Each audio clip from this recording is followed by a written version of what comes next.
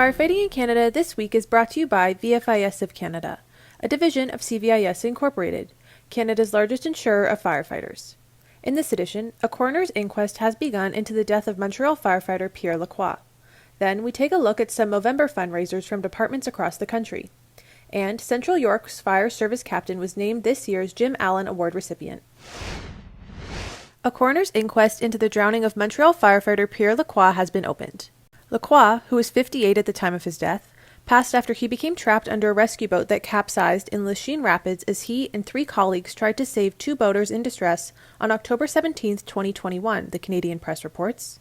The inquest heard on Monday that the 2 people requiring rescue had little boating experience. The Canadian Press reports that Tommy Yee, one of the boaters, told the inquest that he had recently purchased a boat and wanted to take it out for a spin with a friend. Yee and his friend were not experienced boaters, although both said they earned their pleasure craft operator cards. In October, Quebec's Workplace Health and Safety Board issued a report stating that the rescue boat used by the firefighters was not designed to operate in that part of the rapids. Earlier this month, the union representing Montreal firefighters called for all nautical rescues to be stopped until corrective measures are taken to ensure the safety of its members.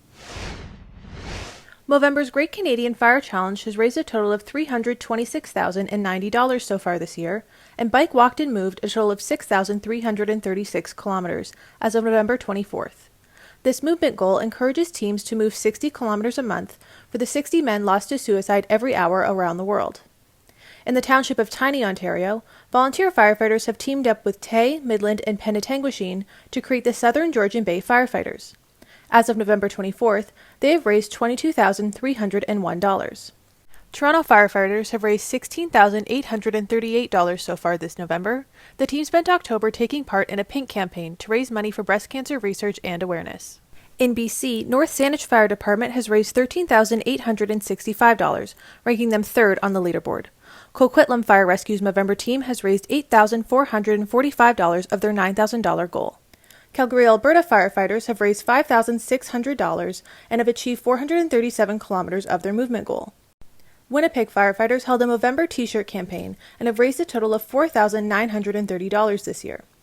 In Canada's North, Yellowknife firefighters have raised a total of $4,101, surpassing their total amount of $1,920 from 2021. Captain Chris Airy of Central York Fire Services in Ontario has been named this year's recipient of the Jim Allen Award, presented by Central York Fire Services. Nominated by his fellow firefighters, he was presented with the award at the Fire Services annual recognition ceremony on November 3rd. Airy, who was hired in 2003 and promoted to captain in July, has been nominated several times for the award, named after retired Captain Jim Allen.